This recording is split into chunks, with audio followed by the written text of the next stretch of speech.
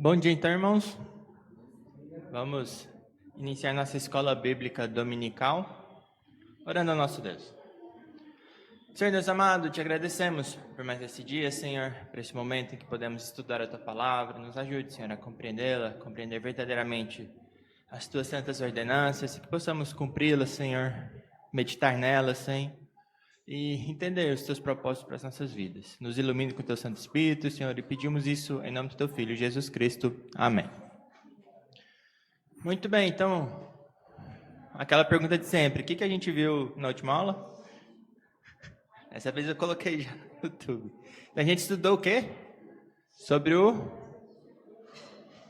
batismo. Então a gente começou a ver os sacramentos.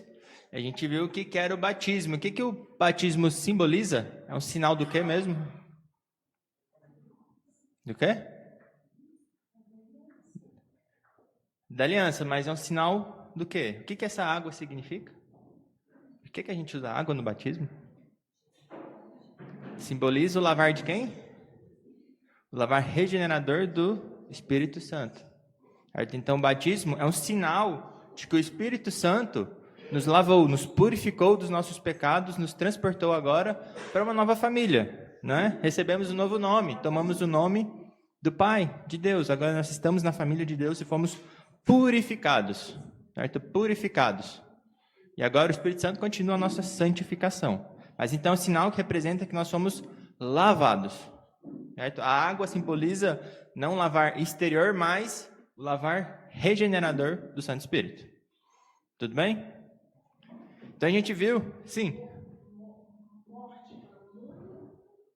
Isso, em Cristo nós fomos batizados, com Ele nós morremos para os pecados, para o mundo, e com Ele também ressuscitaremos. Romanos 6, com Ele ressuscitaremos, como Ele ressuscitou, nós também, como Ele ressuscitou, ressuscitaremos para a vida eterna. Certo? Então a gente viu também sobre a forma correta de fazer o batismo, que é qual? Com água. Com água. Então não importa se é imersão ou aspersão ou efusão. Então a diferença é a quantidade de água. Os dois, aspersão e efusão é jogar água, derramar água, e imersão é pegar a pessoa e afundá-la na água. Tendo água é o que importa. Sendo também em nome do Pai, do Filho e do Espírito Santo, certo? De preferência por um ministro fiel às Escrituras, embora a gente viu que a virtude dele não interfere no sacramento em si, certo? E eu falei que tinha acabado o batismo, mas falta ainda uma pergunta sobre o batismo. Um detalhe pequeno. A quem o batismo deve ser ministrado? Quem deve ser batizado? A gente fala um pouquinho antes, assim, de forma breve, que todos os que pertencem ao povo de Deus devem ser batizados. A resposta do catecismo aqui é a seguinte: o batismo não deve ser ministrado àqueles que estão fora da igreja visível, enquanto não professarem sua fé em Cristo e obediência a Ele. Mas os filhos daqueles que são membros da igreja visível devem ser batizados. Certo? Então, detalhezinho que a gente faltou conversar sobre. Então, primeiro eu falo igreja visível. O que é igreja visível? De onde vem essa terminologia?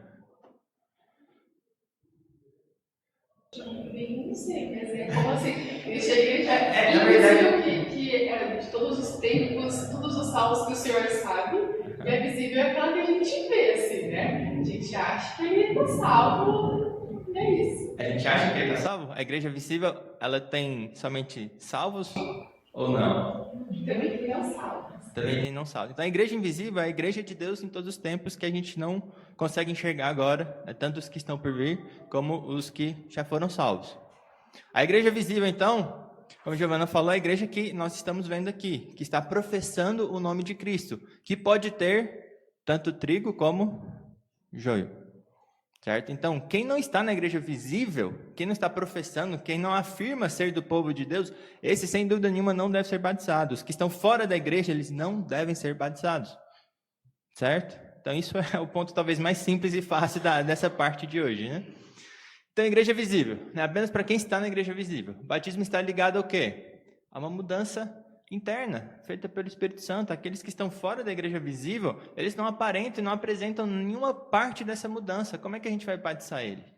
Então também está ligado, como foi falado um pouco, sobre o pacto, sobre o povo de Deus, sobre a aliança. Então é um sinal de quem está nesta aliança. Certo? A igreja visível que professa estar nessa aliança. Os de fora, eles não querem ter nada a ver com esta aliança.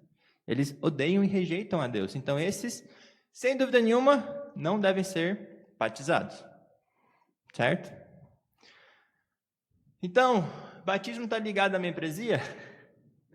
De certa forma, sim. Então, o batismo ele ratifica aqueles que se tornaram membros da igreja e participantes do pacto. Então, aqueles que falam, eu creio em Jesus, creio que eu fui transformado e tudo mais, eu quero me tornar membro dessa igreja e tudo, o batismo vai ratificar que essa pessoa foi realmente lavada pelo Espírito Santo, está professando, realmente assim, pelo menos aparentemente, né? Como a gente viu, pode ter joio no meio da igreja visível, mas ratifica que ele agora pertence à igreja de Deus. E vai, obviamente, em uma das denominações, né, fiéis à palavra de Deus, se tornar membro. Então, eles são participantes agora dessa aliança. Né? São adultos que professam a fé e obedecem a Cristo, ou crianças pela sua posição pactual. Certo? Então, o batismo ele reconhece publicamente as pessoas que já fazem parte da igreja visível. Tudo bem? Irmão, uma pergunta. Esse batismo que nós recebemos na igreja com água, esse é o que salva ou é o batismo pelo Espírito Santo? Eu fico em dúvida entre os dois. O batismo é um sinal. Ele significa uma realidade. O batismo em si, bem como cumprir toda a lei de Deus, não é o que salva. O que precisamos fazer para ser salvos? Crer. Crer significa o quê? Confessar a Cristo publicamente e reconhecê-lo em nosso coração. Confiar nele com todo o nosso coração. Isso é o que a gente precisa para a salvação.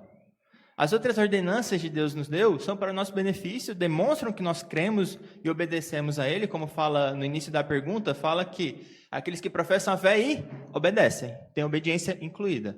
Certo? Então nós cumprimos os mandamentos, os sacramentos e todos os 10 mandamentos e tudo mais, porque nós fomos salvos. Certo? Então, isso é só um sinal que nós fomos salvos. Nós não fazemos isso para a nossa salvação. Certo? Então, o batismo não vai salvar ninguém. O Espírito Santo, depois que ele realmente nos lava, o batismo pelo Espírito Santo, né, como a gente costuma falar, que pode ter algumas confusões aí quando a gente fala isso, mas quando o Espírito Santo nos lava, nos regenera, nós seremos salvos.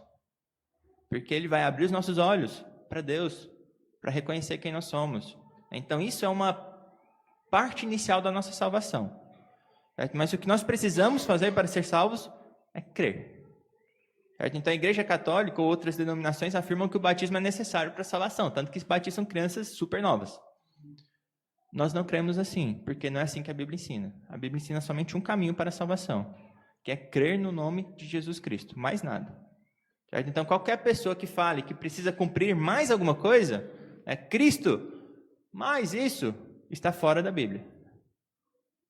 Certo? Seja anátema, como Paulo fala, porque está acrescentando a obra de Cristo, colocando Cristo como insuficiente. Certo? E Cristo, a morte de Cristo não foi de forma nenhuma insuficiente. Ela é aplicada a nós pela fé. Certo? Fomos salvos pela graça de Deus, né, de graça, pela fé. O instrumento da nossa salvação é a fé em Jesus Cristo, mais nada. Tudo bem? Então, o batismo é importante? Sem dúvida nenhuma, mas não é isso que vai nos salvar. Certo? É uma bênção para nós, é um sinal sensível, como o catecismo fala, é um sinal externo que a gente pode sentir e perceber, que simboliza, que nos conforta que fomos realmente lavados pelo Espírito Santo. Certo? São coisas que Deus colocou para nós, para o nosso benefício, que são importantes para a gente, para que a gente reconheça e sinta fisicamente que fomos de fato salvos. Tudo bem? Muito bem, então, a pergunta de hoje, né? Crianças, elas devem ser batizadas ou não? Depende. Depende do quê? Jesus é a fé do batismo. Muito bem, então crianças, elas não são batizadas para depois se tornarem membros da igreja visível. Como a gente viu, o batismo é o quê? Ratifica a membresia dela. Então elas são batizadas porque elas são membros. Elas fazem parte do quê? da aliança. Certo? Elas fazem ou não fazem parte da aliança? Essa é a primeira pergunta. Crianças fazem parte da aliança de Deus? Sim. Se elas fazem parte da aliança de Deus, elas devem ser batizadas ou não? Sim. Certo? Então, elas fazem parte dessa igreja visível. Então, crianças, elas são batizadas porque elas já nascem dentro dessa relação pactual. Afinal, quando Deus chamou, vou falar Moisés, quando Deus chamou Abrão, ele falou que era para ele e para os seus filhos. Certo? A fé e a salvação era para ser para ele, para os filhos, e para os filhos dos filhos, e para toda uma geração que viria após ele. Certo? Já vimos que quem realmente é filho de Abraão não é quem tem o sangue judaico, mas é o quê? Aqueles que creem em Jesus Cristo. Certo? Então, os filhos, eles nascem nessa relação pactual. O sangue faz com que eles nasçam, de fato, a gente vai ver um pouquinho mais sobre isso, nessa relação pactual. Então, se eles estão dentro desse pacto, é um dos grandes fundamentos da ideia petobatista, se eles fazem parte desse pacto, por que negar o batismo a eles? Se o batismo é um sinal que eles estão nessa aliança. Certo? Então, esse é o ponto fundamental. Tudo bem? Mais ou menos, né? Dependendo do que for. Então, credo-batismo e pedobatismo. Certo? Então, vamos discutir um pouco isso. Credo-batismo é o quê? Credo, batismo. É o batismo que é necessário ser batizado somente se ele pode crer, confessar. Certo? Então, precisa que a pessoa professe uma crença em Deus Pai, que crê nele. Crianças podem crer e professar essa fé? Discute muito sobre idade, né? Mas bebês podem fazer isso? Eles não falam. Como é que a gente vai falar que eles estão crendo? Certo? Então, essa é a grande discussão, né? Então, se batismo é a continuação da circuncisão, certo? Por que a gente não batiza crianças?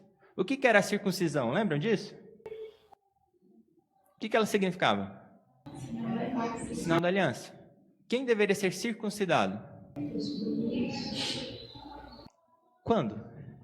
Desde que era criança.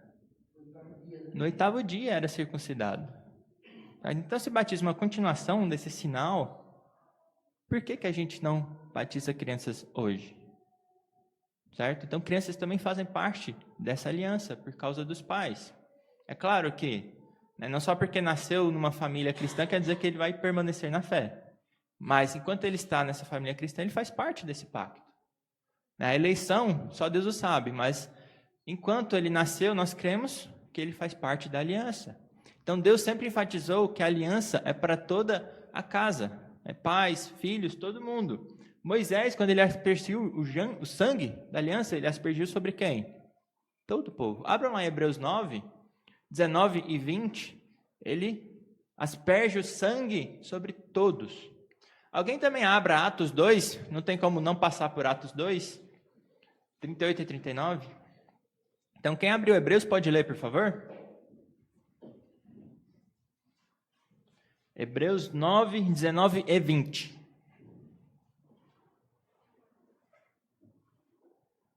Porque havendo Moisés proclamado todos os mandamentos segundo a lei a todo o povo, derramou o sangue dos bezerros e dos bodes com água e lã de escarlate e aspergiu não só o próprio livro, como também sobre todo o povo, dizendo: este é o sangue da aliança a qual Deus prescreveu para nós outros.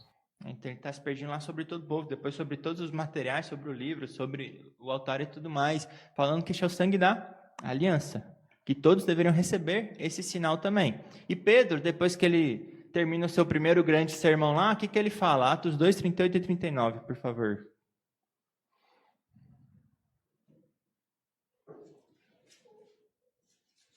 Respondeu-lhe Pedro: arrependei-vos, cada um de vós seja batizado em nome de Jesus Cristo, para a remissão dos vossos pecados, e receberei o dom do Espírito Santo. Pois para vós outro é a promessa para vossos filhos, para todos os que ainda estão longe, e isto é para quanto o Senhor nosso Deus chamar. Então ele fala que a promessa, a aliança é para vocês que estão crendo aqui e também para os seus filhos. e para todos quanto ainda Deus vai chamar. A aliança é pactual, é em relação à família. Os filhos estão incluídos nesta aliança. Então, se eles estão incluídos nessa aliança, eles fazem parte dessa aliança do pacto, eles são sinalizados pelo batismo. Esse sinal externo é feito enquanto eles são crianças, porque eles fazem parte da aliança de Deus. Certo? Muito bem. Deus considera os filhos dos crentes também como santos, ou seja, separados, mesmo que um dos pais não seja crente. Não é? Abram lá também 1 Coríntios 7, 14.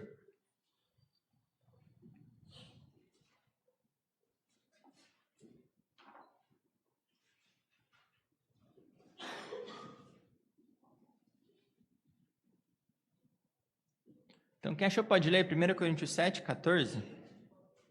Porque o marido incrédulo é santificado no convívio da esposa. A esposa incrédula é santificada no convívio do marido crente. De outra sorte, os vossos filhos seriam impuros, porém agora são santos. Então, se não fosse por um deles sendo salvos, parte da aliança, os filhos seriam impuros. Mas uma vez que um deles faz parte da aliança, seus filhos são santos. Certo? Ou seja, são separados. Santos é o quê? Separados. Separados por Deus. Separados do quê? Do mundo. Da massa de perdição que está caminhando para o inferno. Eles foram separados. Fazem parte da aliança. Então, por que negar o sinal da aliança a essas crianças? Certo? Então, basta um pai ou mãe, né? Sendo parte da aliança de Deus, confessando a Cristo como Senhor, seus filhos podem ser batizados. Certo? Alguns outros textos levam a crer que filhos foram batizados também. Abram em Atos lá. Então, alguém abra em Atos 10, 24 e depois o 48. Outra pessoa em Atos 16.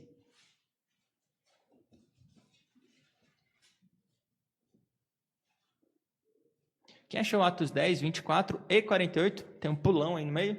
Pode ler, por favor. No dia imediato, entrou em Cesareia. É isso? Atos 10, 24. 10, No dia imediato, entrou em Cesareia. Cornélio estava esperando por eles, tendo reunido seus parentes e amigos íntimos. E o 48 agora. E ordenou que fossem batizados em nome de Jesus Cristo. Então lhe pediram que permanecessem com eles por alguns dias. Então aqui foram os primeiros gentios, se não me engano, a serem batizados. Cornélio reuniu toda essa família, bem como amigos íntimos. Eles creram, manifestaram lá ainda o Espírito Santo, se não me engano, e foram batizados. E o que está entendendo é que todos foram batizados. Toda a parte da sua família. Não fala que foram batizados apenas alguns, certo? Que tenham entendimento ou coisa do tipo.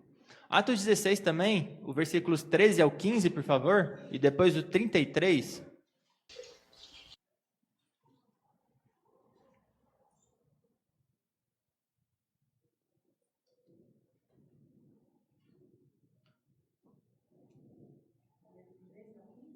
(13 ao 15).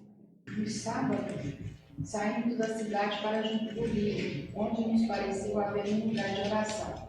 E assentamos, falando às mulheres que ali tinham concorrido.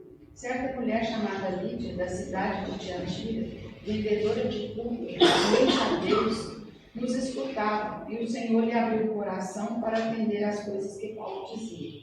Depois de ser batizada, ela e toda a sua casa, nos rogou, dizendo: se julgais que eu sou fiel ao Senhor, entrai na minha casa e ficai.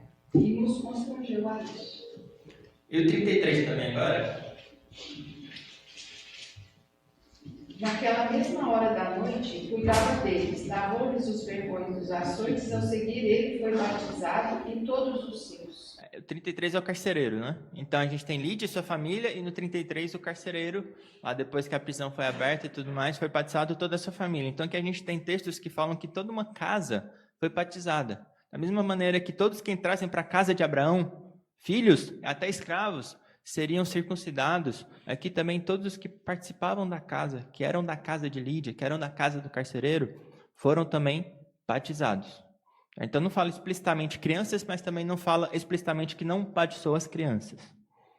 Certo? Mas leva a crer que todos lá, incluindo crianças, foram batizadas. Coríntios 16 também fala que toda a casa de Estéfas foi batizada. Então são textos que a gente pode... Aí depende da pessoa, né? Um pouco da convicção dela, mas que não sei se honestamente a pessoa levaria a pensar que foi batizar todas as crianças. Se você dá isso para um judeu, provavelmente ele vai falar que foram crianças. Porque o que é natural para um judeu? Incluir as crianças ou não nas alianças, nos sinais? Certo? Então, a rejeição do batismo infantil, ela tem sua origem, ou primeiramente foi feita, né, não que todos tenham a mesma origem nos argumentos anabatistas, mas apareceu primeiro pelos anabatistas. Vocês lembram quem são os anabatistas? Quem são? Os rebatizadores.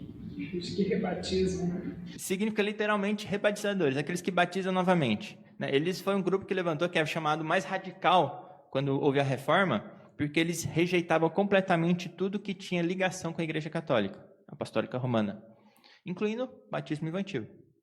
Ou até mesmo pessoas que foram batizadas, não importa como, eram batizadas novamente para poderem fazer parte dos anabatistas. A gente já viu sobre eles em algumas outras ocasiões também. Então, eles tinham uma visão meio distorcida mais para o radicalismo do que pela Bíblia em si, né? Então, eles eram conhecidos por essa via mais radical. Né? E talvez os menonitas e os Amish, né, eles derivam dos anabatistas. Os batistas mesmos, não tem uma certeza de onde que eles vêm, mas provavelmente não foram dos anabatistas. Certo? Batistas veio depois de alguma outra linha.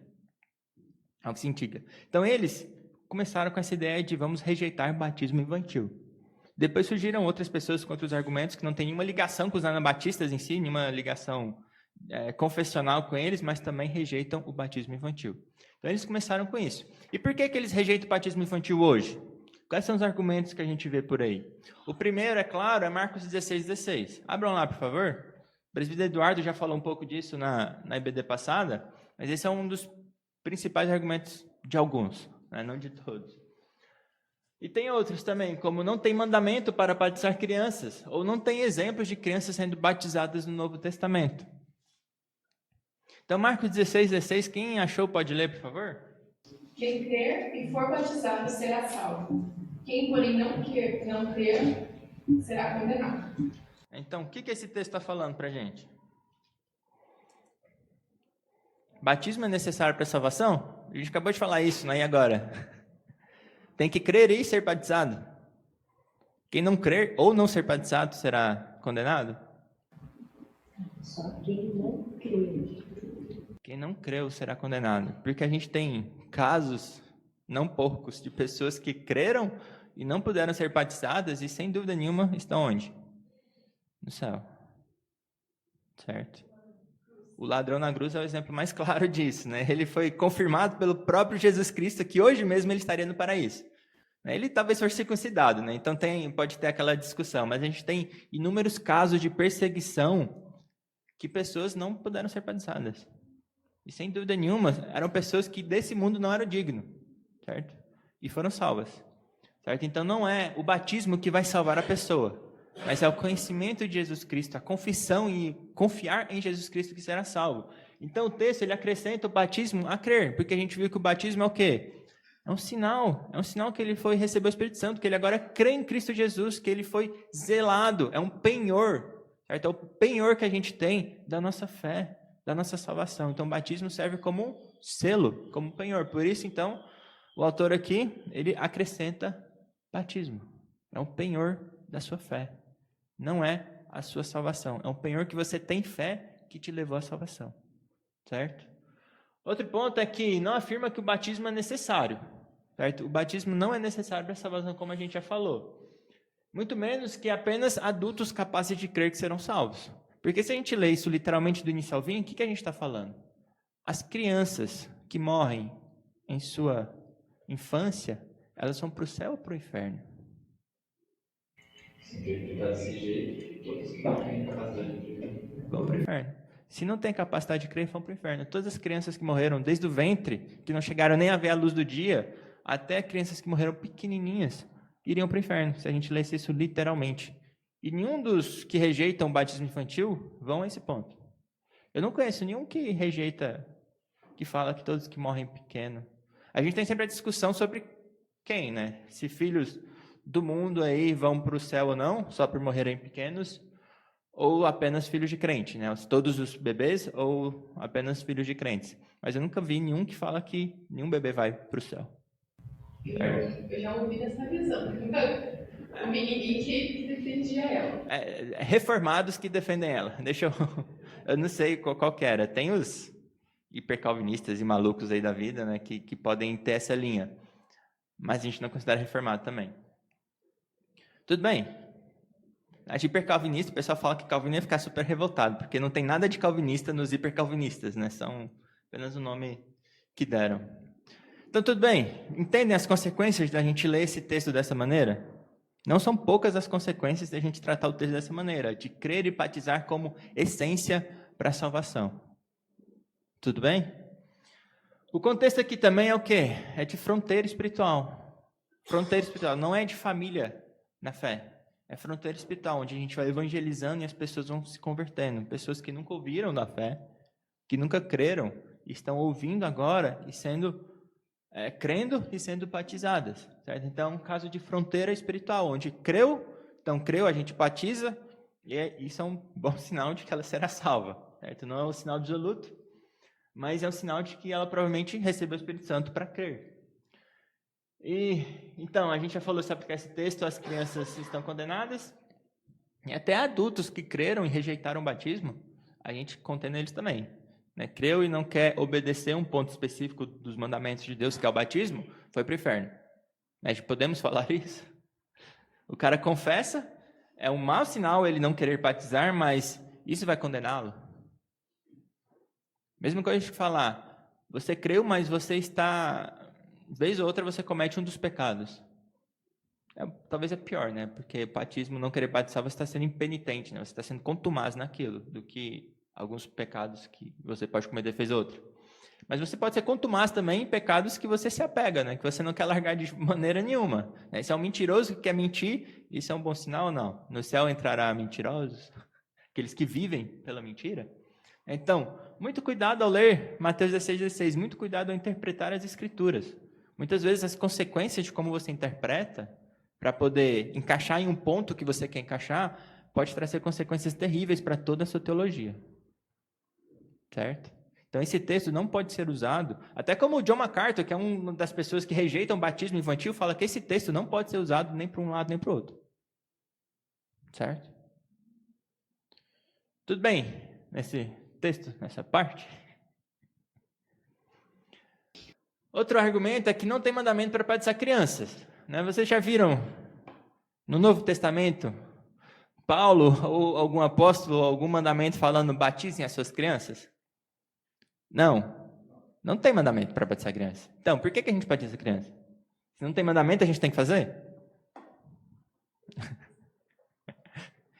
Como é que a gente interpreta a mudança, né, da antiga aliança para a nova aliança, do Antigo Testamento para o Novo Testamento? Eu entendo que o batismo é uma opção sua, né? Você que sente aquela vontade de ser batizado. A criança não vai sentir isso. Ela pode ir por ordem do pai e da mãe. O pai mandou, ela vai. A gente pode afirmar que o batismo não é essencial para a salvação. Agora, aquilo é opcional, não. Não é que quando você sente que quer ser batizado. É uma ordem de Deus. É uma ordem de Jesus Cristo. É um sacramento. É uma santa ordenança. Então, as ordenanças de Deus são opcionais? Não são opcionais. Não é o que vai te salvar. É o mais difícil da gente entender. O que é essencial para a salvação e o que você deve fazer. Porque as santas ordenanças de Deus, os mandamentos, toda a lei de Deus, nós devemos cumpri-la com zelo. Mas não é isso que vai nos salvar. Nós cumprimos porque nós somos salvos e agora andamos nas boas obras que foram preparadas para nós. Então, o batismo não é porque a gente sente vontade de batizar, é porque Deus ordenou. Antes de mais nada. Certo? Obviamente, a gente também precisa amar a Deus, amar a lei de Deus, querer cumprir a lei de Deus. Faz parte também querer cumpri-la. Nós devemos querer cumpri-la, senão nós não estamos cumprindo ela verdadeiramente. Certo? Então, é sempre mais fundo o buraco do que a gente pensa. Tudo bem? E a criança realmente ela não sente vontade de nada, né? Só de comer e chorar e não sei, né? Então, mais algum ponto? Bom, os primeiros cristãos eram quem? Judeus, como a gente já veio adiantando. Os judeus, naturalmente, incluíam filhos na aliança. Se era para não batizar filhos, o que é mais natural que haveria na Bíblia? Um mandamento para batizar os filhos ou um mandamento proibindo o batismo de crianças? Um mandamento proibindo. Porque era natural para os judeus incluírem seus filhos. Eles vinham da circuncisão. O mais natural era o quê? Incluísse eles no batismo. Então, se não era para batizar crianças, se era proibido, obviamente, Deus instituiria um mandamento contra o batismo infantil. Deus não ia deixar as coisas escuras e difíceis de serem cumpridas. Os mandamentos dele são claros. Não que não haja partes difíceis de entender, mas os mandamentos básicos, o essencial, está lá claro. E um sacramento, sem dúvida nenhuma, estaria claro lá sobre o que a proibição ficaria clara lá no Novo Testamento. Certo? Para os judeus não fazerem errado. O Novo Testamento já é a revelação completa de Deus, não é aquela revelação gradual. Deveria estar completo já. Certo? Então, tudo bem. Esse argumento de que não há mandamento, na verdade, pelo menos do meu ponto de vista, é mais forte a favor do batismo infantil do que contra o batismo infantil. Porque muitas vezes fala do argumento do silêncio, né? Então o silêncio fala mais forte para o nosso lado, e creio eu, do que para o outro lado. E não tem exemplos de crianças sendo batizadas no Novo Testamento. Você viu algum exemplo de crianças sendo batizadas no Novo Testamento? Explicitamente não. A gente já leu alguns textos que levam a crer que crianças foram batizadas. Especialmente se a gente pensa como os judeus naturalmente incluíam elas e tudo mais, levam a crer que toda a casa, quando fala que toda a casa foi batizada, os filhos estavam lá também. Incluindo os pequenos. Certo? Todos. Certo? Faziam parte também. A gente tem exemplos que algumas vezes trazem também. Jesus Cristo mandou vir a ele quem? As crianças. A palavra crianças lá não eram crianças adolescentes. Eram bebezinhos, infantes. Né, que ainda amamentavam. Né, vieram a Cristo para serem abençoados por Ele. Fazendo parte dessa aliança. Certo? Então, não tem exemplos de criança, também não tem exemplos de crianças, de adolescentes ou jovens de famílias cristãs professando a fé e sendo batizadas. Certo? Todos os exemplos que a gente tem são aqueles de fronteira espiritual, onde a gente está evangelizando e batizando. Não tem exemplos daqueles jovens que cresceram em uma família cristã e agora estão professando a sua fé e sendo batizados aos 18 anos, ou assim vai. Certo? Não tem nenhum desses exemplos nas Escrituras. Sim? Presbítero, nós podemos ter uma certa segurança nesse sentido que o presbítero falou, da forma que eram tratados, porque, por exemplo, no Antigo Testamento, principalmente, era sempre dito, quando era contagem, né, da casa, das famílias e tal, era sempre explícito homens, né? Então, a gente pode, nesse sentido, a gente pode ter uma certa segurança, quando eles falam toda a casa, a gente pode ter essa... A segurança absoluta é claro que não. Uma certa segurança. A segurança Olha, não foi dito homens, né? Que geralmente o padrão é dizer, olha, foram tantos homens da casa de fulano de tal, né? O fato de não ter dito homens, a gente pode ter essa certa segurança? Uma certa, não? A segurança a gente deriva da questão da aliança, né? Quem fazia parte da aliança e participava dos rituais? As crianças também, era o mandamento. Então, o judeu incluía nesse mandamento, na aliança, os filhos. Não era incluído, de fato, na contagem, porque não era tradição contar menores, idosos, eu não sei, né? Contava homens e tudo mais. Mas, para fazer parte da aliança, eles sempre incluíam as crianças. Entendeu? Mas o que nós vemos aqui fala que Lídia foi batizada, então ela foi contada. Está falando sobre mulheres também serem batizadas? Não. Sim, Não, no que eu entendi, ela só em nomes, mas mulher, aqui falou que Lídia não foi contada, porque foi falado dela antes também. Essa seria a minha linha, assim, de raciocínio da minha dúvida, né? A circuncisão é para todo macho, agora o batismo é para todos. Sim, porque o fato de ter contado a Lídia, o fato deles não terem sido explícitos ao dizer homens, porque todos os homens da casa de fulano de tal, não, eles disseram todos da casa de fulano de tal, né? É nesse sentido a minha dúvida, a gente pode ter uma certa segurança nisso? De que batiza todos, homens e mulheres? Acho que sim, porque ninguém nunca duvidou, de fato. Ninguém nunca questionou esse ponto. E tem casos explícitos, como Lídia, que foi batizado. Então, incluía todos os sexos e idade. A idade, pessoas questionam, o sexo, não. Então, homens e mulheres, todos são batizados. Que é o mandamento de Cristo, todos. E a gente vê cumprindo em todos, homens e mulheres. Nesse sentido que eu, na minha humilde opinião, entendo que sim, a gente pode ter uma certa segurança. Sim, sim. Não, nesse ponto, eu acho que pode pôr 100%. Mas os homens é calvinista ou arminiano? Sempre tem um, né? Não, então, todos os que professam publicamente, né? Os eleitos calvinistas, esses realmente receberam o batismo do Espírito Santo. Agora, os arminianos, pode ter tudo lá no meio, né? Mas o batismo, então, homens e mulheres, é inquestionável, normalmente, né? A gente nunca vi ninguém questionando isso. E crianças, cremos que sim também. Certo? Então, todos da casa incluem todos. Eu jogo como argumento contrário para o batismo, as mulheres. Que se a antiga aliança ela é aplicada aos homens, por que interpretar então que quando você passa para a nova, você pode incluir crianças também e também pode incluir mulheres? Se a aliança, a manifestação externa da aliança antiga era só aos homens, por que então na nova você inclui agora mulheres? Porque você tem que incluir crianças? É porque é um mandamento agora para incluir todos, né? Então, e exemplos bíblicos de batismo, não de crianças, né? Mas de homens e mulheres tem, né? Então, geralmente foi abrangindo, né? Foi cada vez mais abrindo mais as portas, né? Inclusive para os gentios, porque se a gente for se apegar tanto assim ao que era antes, gentios também não participavam, né? Eram prosélitos.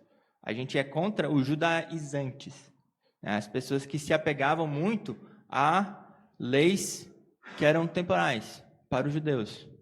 Então, quando a gente tem esses mandamentos que são uma transição do antigo para o novo, e é feito com uma certa nova dispensação de uma outra forma, a gente aplica essa outra forma.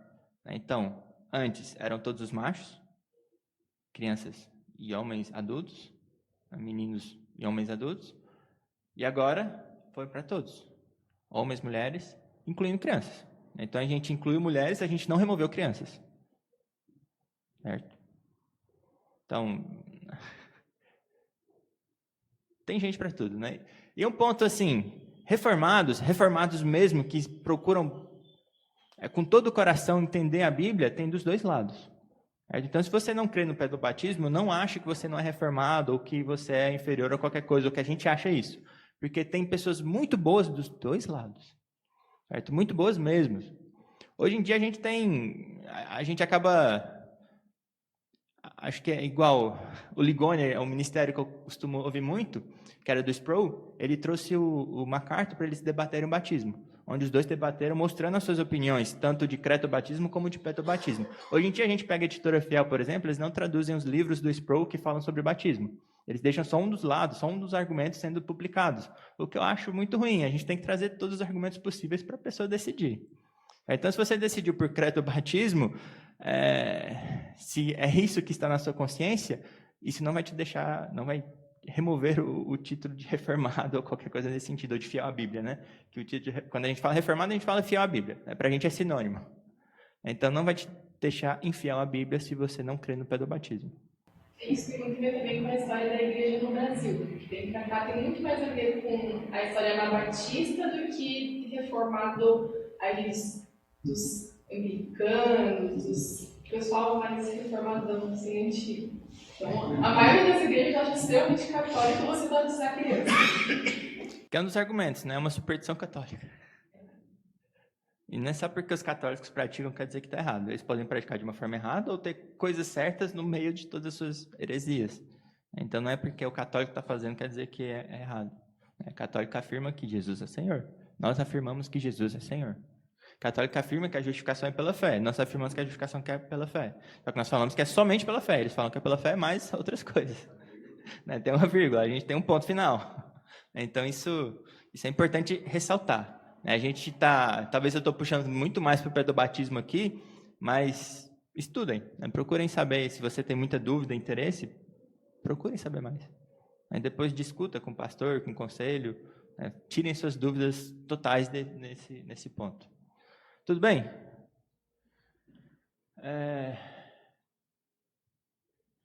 Eu nem sei onde que eu parei. Não tem exemplo de crianças sendo batizadas. Então, via de regra, o que não foi removido do Antigo Testamento, a gente continua. Então, se crianças faziam parte da aliança, do sinal do pacto e tudo mais, a gente continua fazendo. Se não houve um mandamento proibindo, a gente mantém. Certo? Por que a gente come porco agora? Porque foi revogado. Né? Pedro recebeu um sinal muito claro, que todos os animais agora são para seu alimento. Né? Desceu do céu naquele lenço lá com todos os tipos de animais. Coma. É o que Deus purificou, nós podemos comer.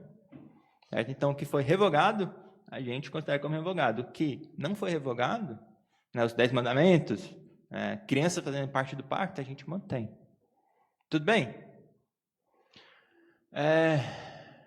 Então, o fundamento do batismo infantil, como a gente fala, os pedobatistas falam, é a aliança, né, a teologia pactual. Elas eram circuncidados no Antigo Testamento e se mantêm sendo batizados no Novo Testamento. Moisés é um caso interessante que ele demorou para circuncidar seus filhos, e Deus cobrou isso. Moisés, como líder do povo, ele não quis circuncidar os seus filhos. Muitos argumentam que talvez é por causa da esposa, que não fazia parte, ou do sogro, tudo mais, e não queria escandalizar a sua família lá agregada. Deus queria matá-lo. Certo? Deus encontrou ele no caminho, querendo matá-lo, e Zípora teve que circuncidar os seus 2 filhos lá e falou que seu Deus é um Deus sanguinário para Moisés. Que está lá, não abra agora porque nosso tempo está correndo, mas está lá em Êxodo capítulo 4, leiam depois se quiserem. Então Moisés tinha que ser esse exemplo. Ele teve que circuncidar também os seus filhos, certo? Seus filhos pequenos. Históricos também, a gente tem alguns argumentos históricos, que temos os pais da igreja, né, como Irineu no século II, eles se referem ao batismo infantil. E o próprio Orígenes, que é do século III, ele foi batizado quando criança. Então, Orígenes, na verdade, nasceu no século II, mas já era adulto no século III, ele afirma sobre o batismo infantil o seguinte: a igreja recebeu dos apóstolos a tradição de dar batismo também aos recém-nascidos. Isso aqui é argumento histórico, tá bom? Então, não está escrito na Bíblia como palavra de Deus, é argumento apenas histórico. Ele afirma que recebeu dos apóstolos essa tradição de batizar também crianças. Nessa epístola aos Romanos, quando ele discute livro 5, 9, não sei exatamente a referência, né? E Cipriano também, no ano de 258, ele adverte: a graça do batismo não deve ser apartada de ninguém, e especialmente das crianças, na carta que ele escreveu a Fido. Então a gente tem argumentos históricos lá do início, falando sobre batismo infantil também. Certo? Alguns outros argumentos que a gente vai discutir aqui para não ficar muito morosa, seria crianças não entendem o significado do batismo. Então, isso torna o ritual inútil. Então, o ritual está ligado ao que ela entende, à virtude daquele que ministra e à virtude daquele que recebe, ou está ligado ao sinal do Espírito Santo naquela pessoa. Certo? Então, isso a gente poderia remover até o batismo de muitos adultos. Porque se a gente pergunta para os adultos que foram batizados por aí se eles entendem o que significa o batismo, muitos não vão conseguir responder. Certo? Então, o seu entendimento muito claro é importante, mas não é o fundamento do batismo. A maioria dos batizados na infância apostatam da fé. Isso é verdade? Talvez seja, talvez não sei. Não sei qual que é a estatística para a gente pegar isso. A gente tem muitos apostatando da fé de fato. Talvez mais nos nossos tempos e menos em tempos anteriores. Mas isso é um argumento para alguma coisa? Isso serve como fundamento para a gente pegar uma doutrina de Deus? Se as pessoas estão apostatando da fé ou não? Claro que não. Isso pode ser muito interessante a gente entender o porquê isso está acontecendo, mas não altera as doutrinas de Deus. Ou então que é uma superstição católica, como a gente já falou. Isso também não é argumento para nada. Certo? A gente tem que ir para a Bíblia. Tudo bem? Então, é isso. Se você quiser estudar mais sobre isso, a gente passou aqui de maneira bem superficial e puxando um pouco mais para o pedobatismo, mas estudem. Né? Se vocês querem discutir sobre isso, discutam depois em detalhes com os líderes da igreja. E tirem suas dúvidas. Né? Não fiquem com isso na cabeça de vocês. Tudo bem? Mesmo que não tenha filhos nascendo, né, vocês podem ensinar os outros também. Né? Então, tirem suas dúvidas sempre que possível. Acho que isso acaba batismo. Tudo bem? Mais ou menos? Muito bem, então outra pergunta, o que é a ceia do Senhor? O que é a ceia do Senhor? Um sacramento. Sacramento, né? Então, a ceia do Senhor é um sacramento no qual, dando-se e recebendo pão e vinho, conforme a instituição de Cristo, se anuncia a sua morte.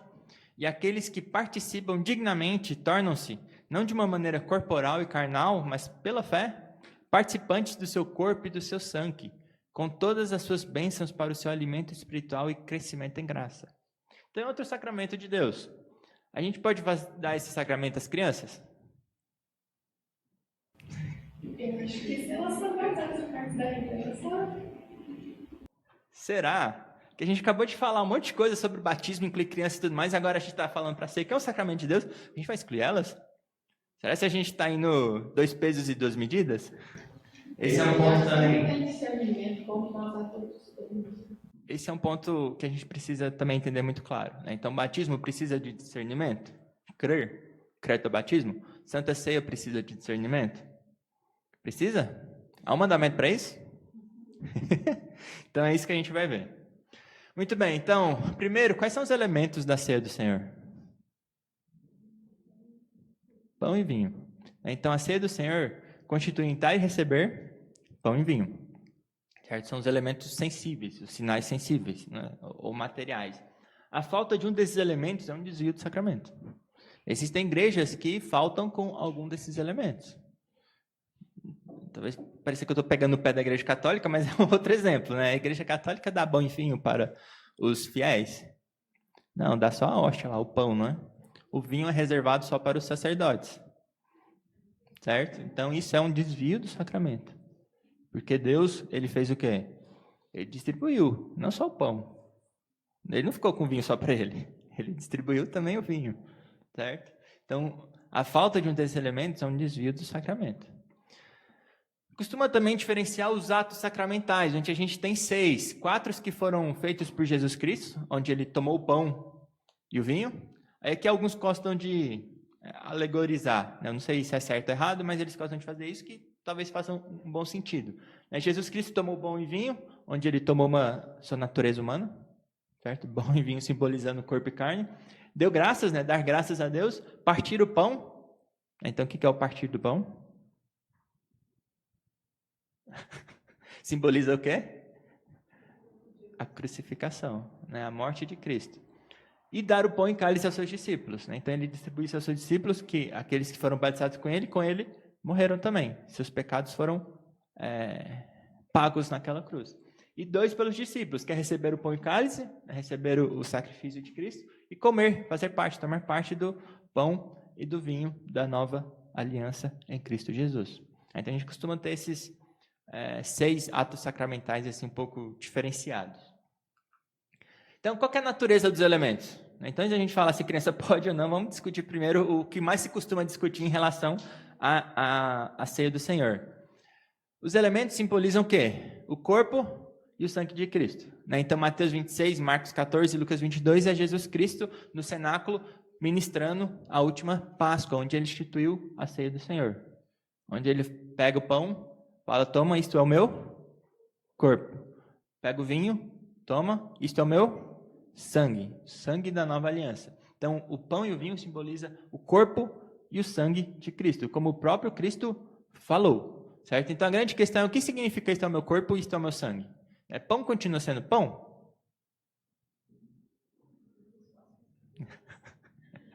Vinho continua sendo vinho?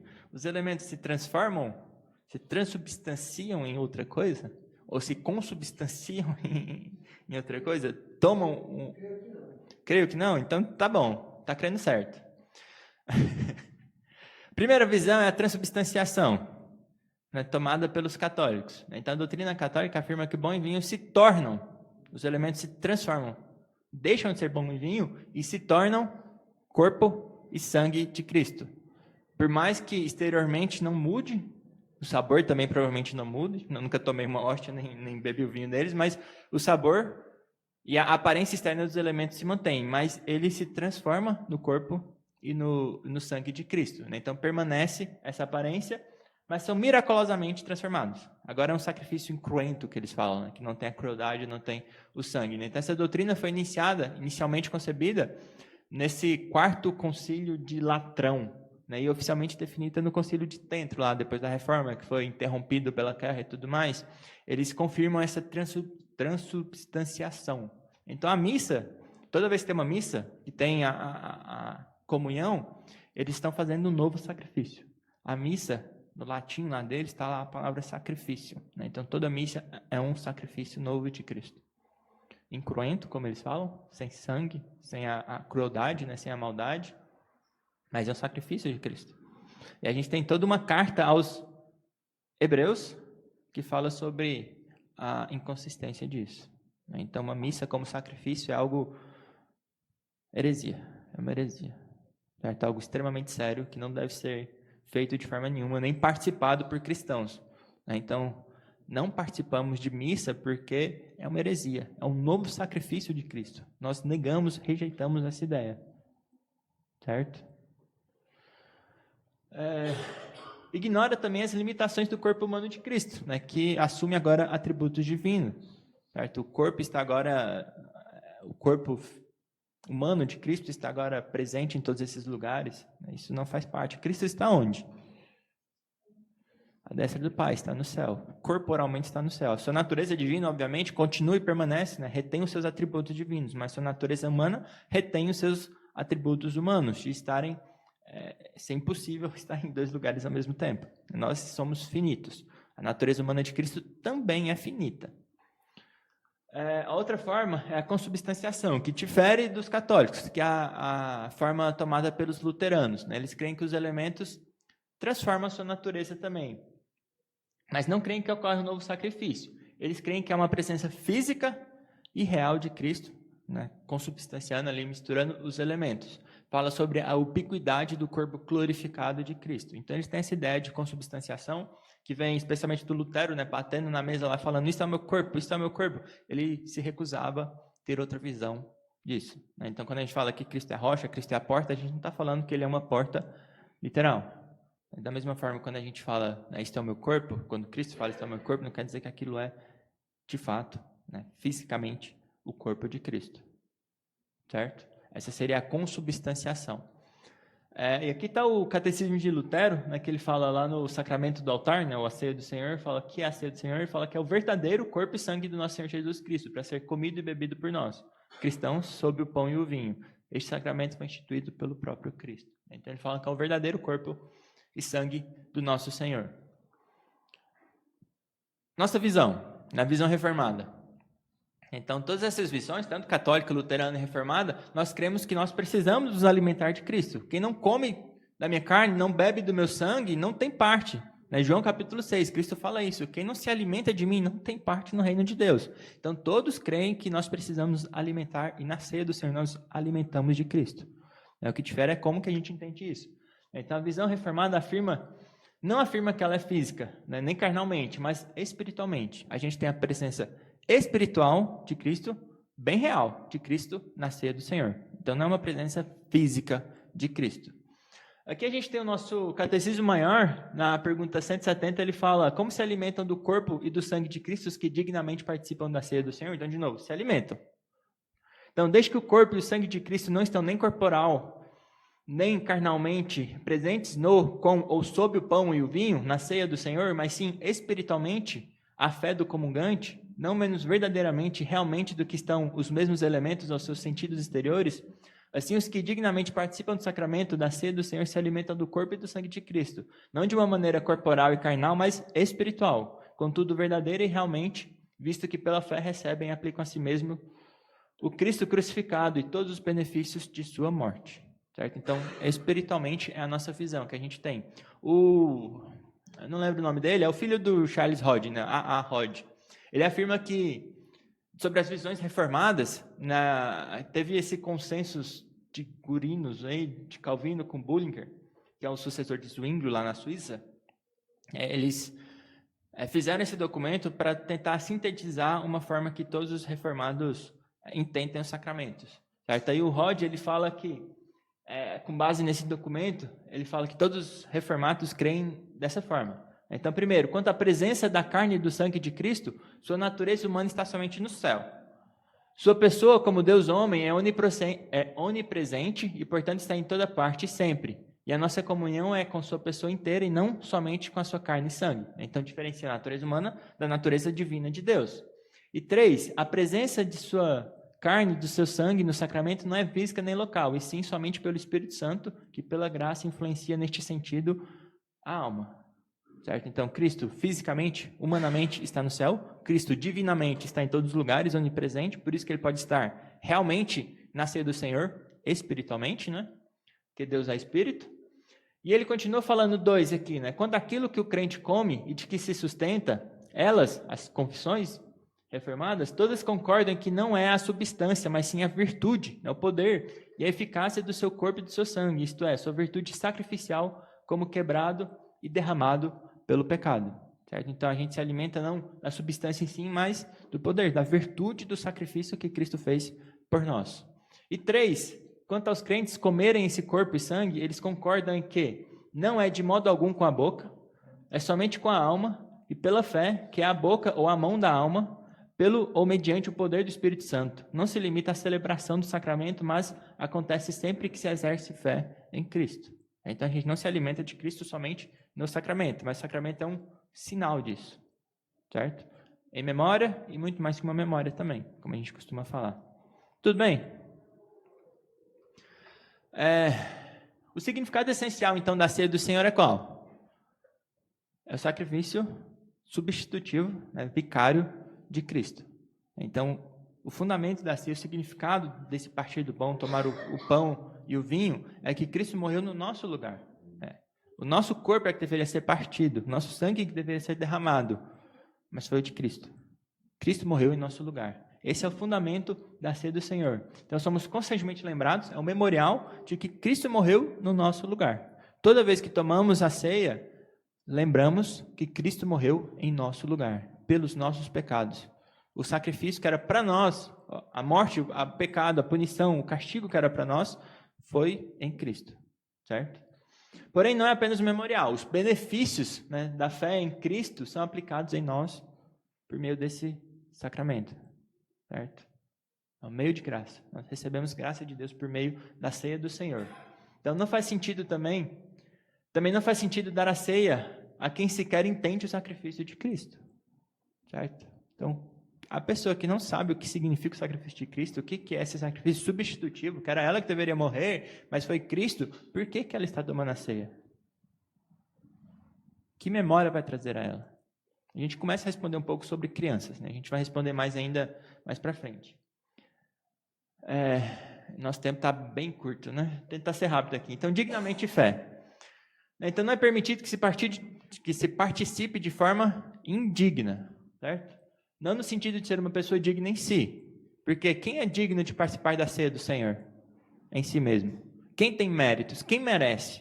Alguém merece a salvação? Alguém merece sentar à ceia, à mesa do Senhor com Cristo? Então não é esse digno que a gente está falando. Porque nós somos, na nossa natureza, todos indignos. Então deve-se participar de consciência pura e verdadeira fé em Cristo. Mas sem fé, não estará se alimentando de Cristo. Mas sem fé, você não está tomando ali algo que vai ser graça para você, que vai te encher de graça. Nosso tempo está muito curto para a gente passar nessa parte rápida, então acho que é melhor parar por aqui. Então a gente vai ver sobre o que se exige para participar dignamente da ceia do Senhor e vai discutir sobre crianças também participando da ceia do Senhor, que isso é errado na nossa visão. Quem não toma de forma digna, come e bebe o quê? Juízo para si. É maldição para as pessoas que participam de forma indigna. Por isso que a gente preserva as crianças, impedindo elas desse sacramento. Tudo bem? Então, depois a gente termina essa parte. Alguma questão? Ou alguma outra coisa qualquer queiram acrescentar? Bom, Silas, pode orar para a gente, por favor, para encerrar?